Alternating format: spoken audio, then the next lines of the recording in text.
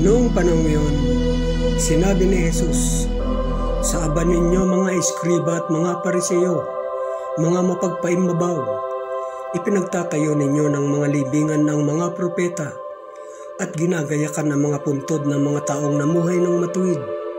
At sinasabi ninyo, kung kami sana'y nabuhay sa kapanahunan ng aming mga ninuno, hindi namin ipapapatay ang mga propeta.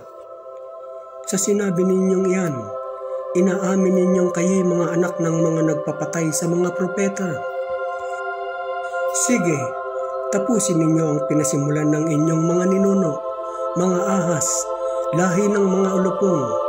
Hindi kayo makaiiwas na maparusahan sa impyerno. Kaya nga, magsusugong ako sa inyo ng mga propeta, mga pantas at mga eskriba. Papatayin ninyo ang ilan sa kanila at ang iba'y ipapako sa krus.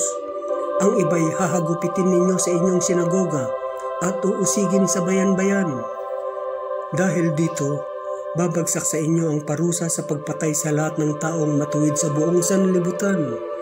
Magmula sa pagpatay sa walang salang si Abel, hanggang sa pagpatay kay Zacarias na anak ni Barakias. Pinatay ninyo siya sa pagitan ng damba ng sunugan ng mga handog at ng gusali ng templo. Sinasabi ko sa inyo, ang parusa dahil sa lahat ng ito ay babagsak sa mga tao sa kasalukuyan.